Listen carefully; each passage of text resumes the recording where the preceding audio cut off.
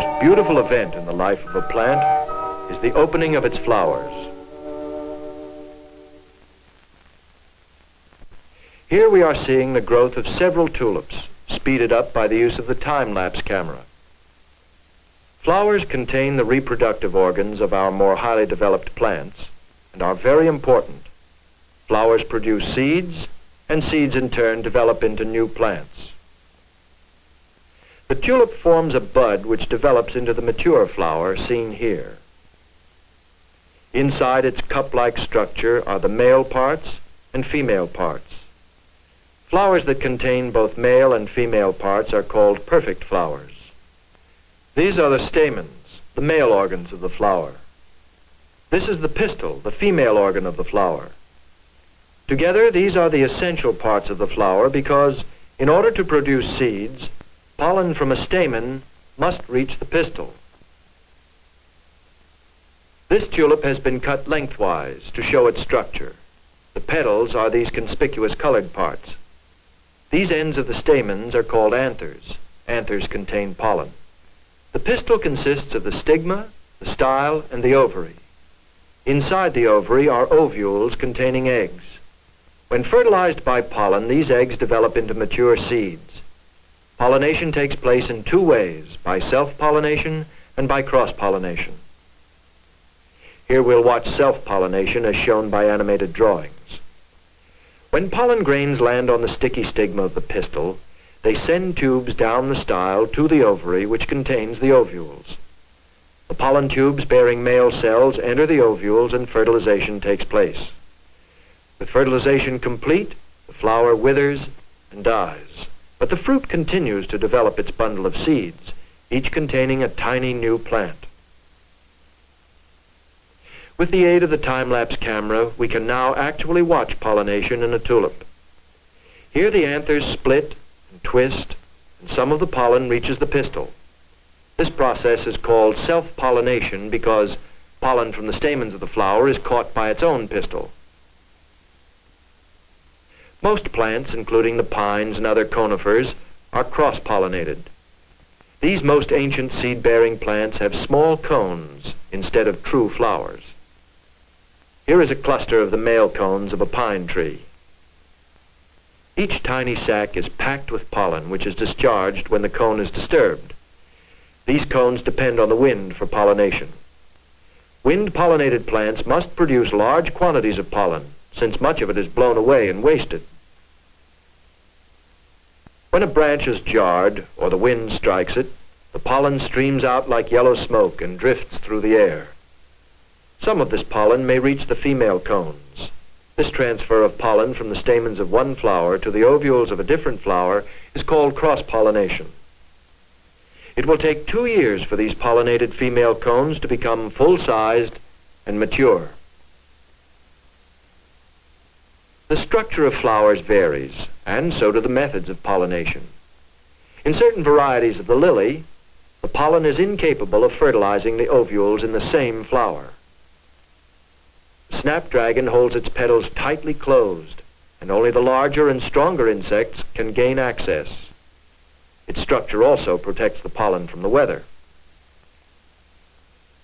Color and fragrance are usually associated with flowers that depend on insect pollination.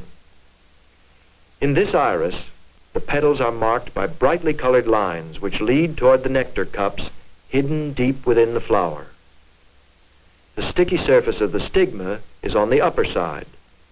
When a bee enters, the stigma curls under and scrapes off pollen, carried on her back from some other iris.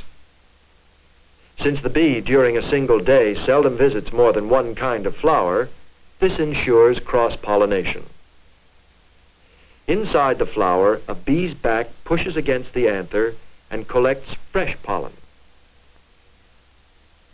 When she backs out, the stigma is pressed upward, and the already pollinated surface is prevented from receiving pollen from its own stamens. The visits of insects to flowers are important both to insect and flower. The flower gives up its sweet nectar to the insect for food, while the insect carries away pollen useful in cross-pollination.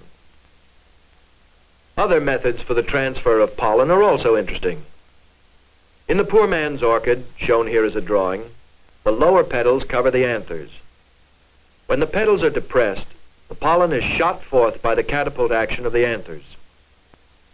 This drawing of a meadow sage flower shows how its stamens are constructed like a swinging lever.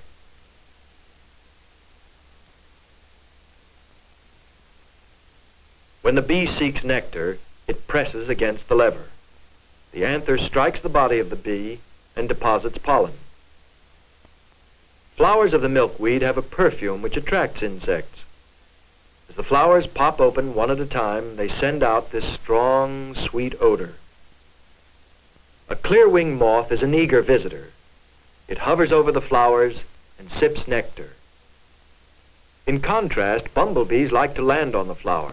This one seems to be in trouble. It's caught by one foot. Now the bumblebee breaks away.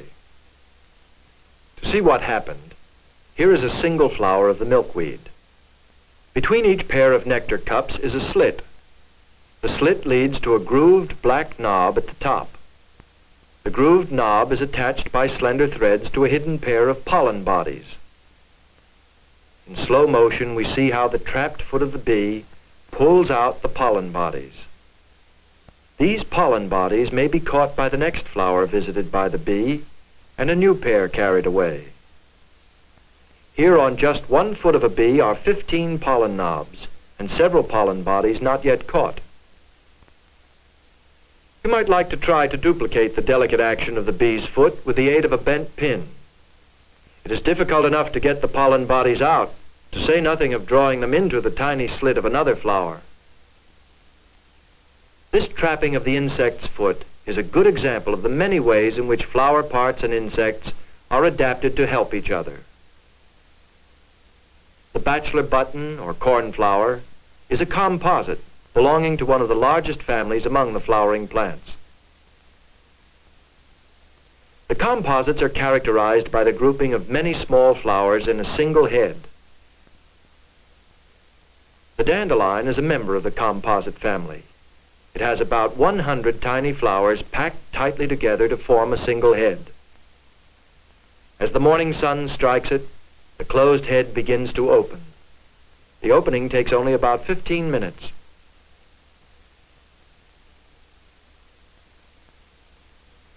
The flowers toward the outside of the head develop first. Those at the center come out the next day. This helps prevent self-pollination. As the pistils emerge from the anther tubes, they lift the pollen and expose it on the outer surfaces of strap-like bodies where it may be carried away by insects. Later, the stigmas separate, and their receptive inner surfaces can accept pollen from another flower.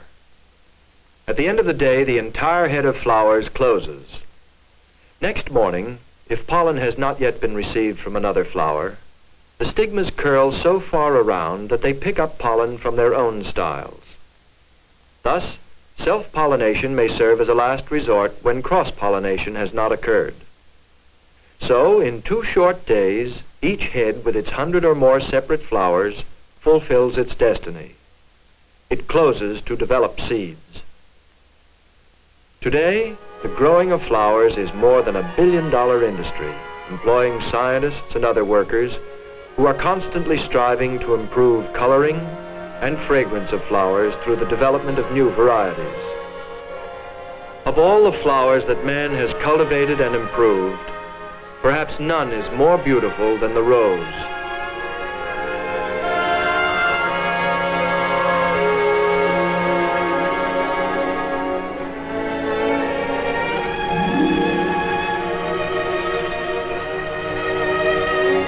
We have seen how pollen from a flower can self-pollinate the same flower.